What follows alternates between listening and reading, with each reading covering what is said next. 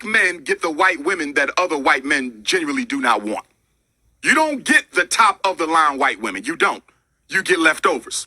Look at most of our celebrities. They did not marry women who came from the richest white families. Black money and white money don't behave the same. New black money will jump on any poor white girl and make her a billionaire, Tiger Woods.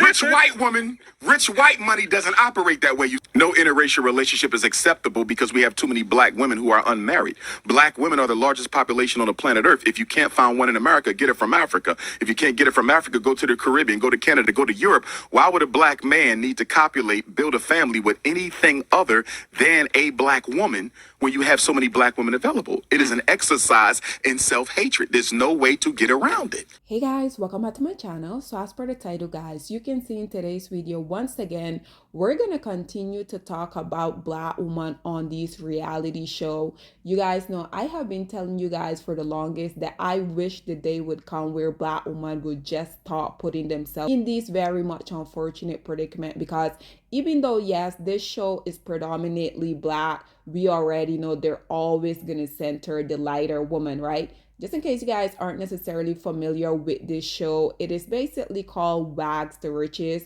If you guys don't know what WAG stands for, it basically means wives and girlfriends. But I think this is kind of like a sequel to the original Wags, because this one is called Wags to Riches. It recently premiered on Netflix. Black women were always going to be used as these sacrificial lambs. I already know that these shows are literally destined. They're literally made for these people to highlight negative stuff when it pertains to us as black women. So this woman that you're viewing here in the middle in white, her name is Cheryl Rosado, and she was in a relationship naturally with a Dusty. I think what is so ironic is that these women, even though they will be coming out here continuously, y'all already know, spewing their very disgusting rhetoric, talking about us as black women, especially darker skinned black women, these non-selective group of women would be coming out here talking about how us dark skinned black women were jealous of them. But based upon what I saw within this very much ghetto ass show, it kind of seemed the other way around, because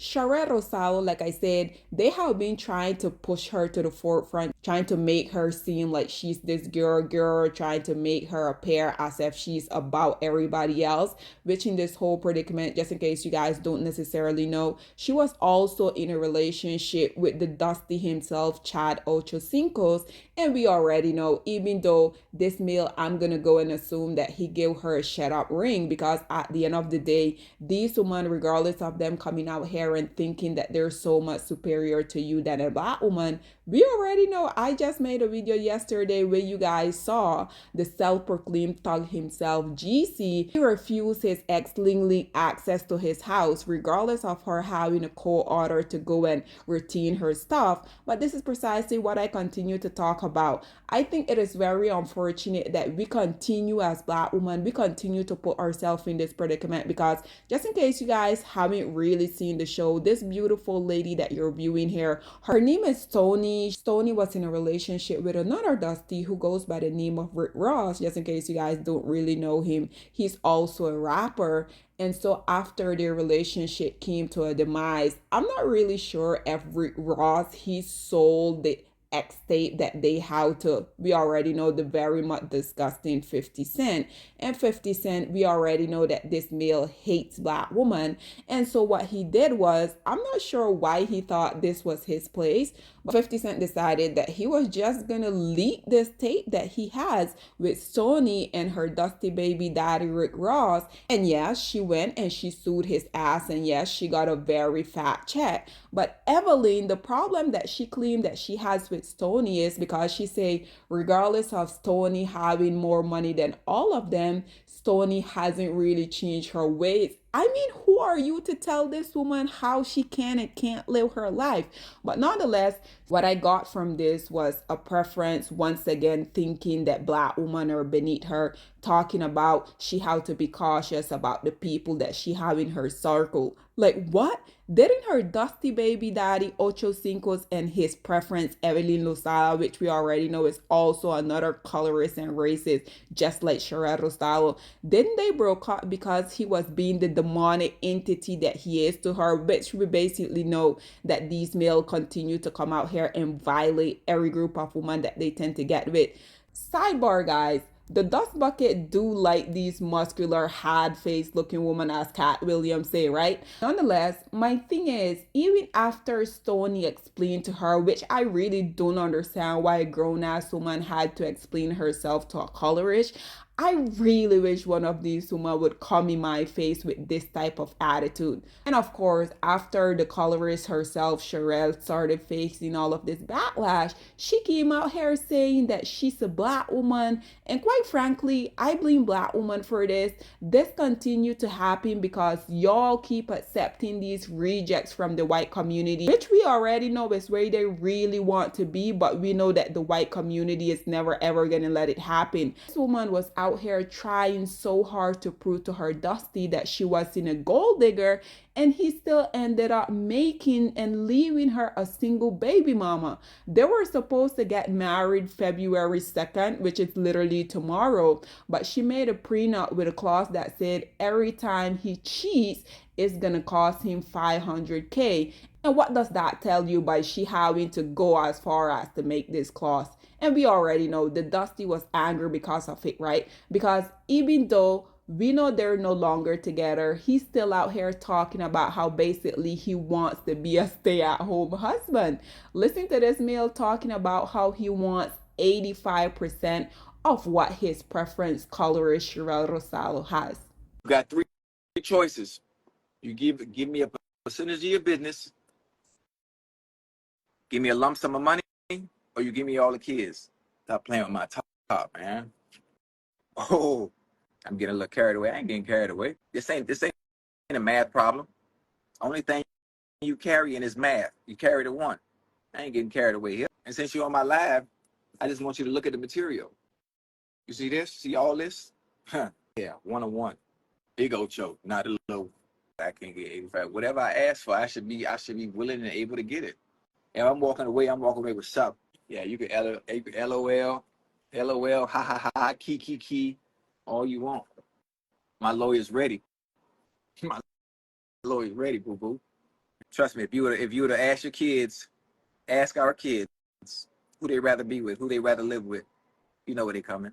We know where the kids going because I don't have that many rules. I allow the kids to be kids.